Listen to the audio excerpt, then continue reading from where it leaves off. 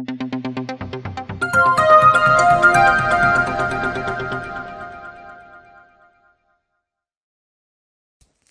Students, तो कैसे हैं आप लोग। उम्मीद करता हूं बहुत अच्छे होंगे। तो लास्ट वीडियो में हम लोगों ने बात की थी कि रैम क्या होती है। इसके पहले हम लोगों ने बात की थी मेमोरी क्या होती है, मेमोरी यूनिट्स क्या होती हैं और मेमोरी कितने टाइप की होती है। तो आज हम लोग बात करने जा रहे हैं कि रोम क्या होती है। ROM that's called read only memory. यह भी एक प्राइमरी मेमोरी है जो कंप्यूटर के हार्डवेयर में तभी इंस्टॉल कर दी जाती है या फिर कंप्यूटर के मदरबोर्ड में तभी इंस्टॉल कर दी जाती है जब उसे बनाया जाता है। रोम ऐसे सॉफ्टवेयर्स को होल्ड करके रखती है जो कंप्यूटर को बूट करने में हेल्प करते हैं। बूट करना क्या होता है? बूट या फिर बूटिंग, स्टार्टिंग और restarting a computer, it's called booting. मतलब कंप्यूटर को स्टार्ट करना या रीस्टार्ट करना, इस प्रोसेस को क्या बोला जाता है? बूटिंग। तो रोम ऐसे सॉफ्टवेयर्स को होल्ड करके रखती है जो कंप्यूटर को बूट करने में, कंप्यूटर को स्टार्ट करने में हेल्प करते हैं। इन्हें हम बायोस भी बोल सकते हैं। ऐसी सेटिंग्स, ऐसे सॉफ्टवेयर्स जो कंप्यूटर को बूट करने में हेल्प करें। BIOS that's called basic input output system. क्या फुल फॉर्म होता है इसका? Basic input output system. तो सिंपल सी बात है कि रोम बायोस को होल्ड करके रखती है, ऐसे सॉफ्टवेयर्स को होल्ड करके रखती है जो कंप्यूटर को स्टार्ट करने में हेल्प करते हैं। अब ये जो रोम है इसको हम लोग नॉन वॉलेटाइल मेमोरी भी बोलते हैं। क्या बोलते हैं? Non volatile memory.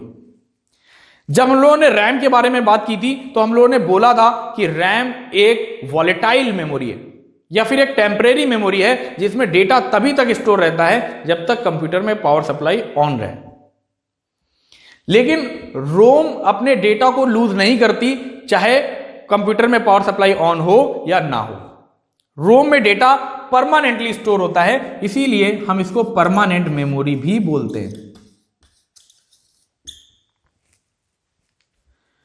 अब ये जो रोम है ये 3 टाइप की होती है। पहला P ROM, that's called programmable read only memory. EP ROM, that's called erasable programmable read only memory. And E square ROM, that's called electrically erasable programmable read only memory. Programmable read only memory मतलब ऐसी memory जिसको एक बार programme कर दिया जाए, उसके बाद में उसमें कोई भी चेंजमेंट नहीं किया जा सकता। EPROM, that's called erasable programmable read only memory. ऐसी मेमोरी जिसको एक बार प्रोग्राम कर दिया जाए उसके बाद में उसको इरेज भी किया जा सकता है, लेकिन क्योंकि इसको इरेज करने के लिए यूवी रेस की जरूरत होती है, इसलिए इसको लैब में ही इरेज किया जा सकता है और वो प्रोग्रामर्स उसको इरेज कर सकते हैं जो इसे बनाते हैं।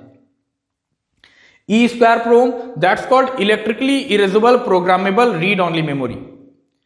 ऐसी बहुत सारी मेमोरीज हैं जो ई स्क्वायर प्रोम के कॉन्सेप्ट पे वर्क करती हैं, जैसे कि पेन ड्राइव, मेमोरी कार्ड। ये ऐसी मेमोरीज हैं जो ई स्क्वायर प्रोम के कॉन्सेप्ट पे वर्क करती हैं, मतलब ऐसी मेमोरीज जिनको इलेक्ट्रिकली इरेज किया जा सकता है।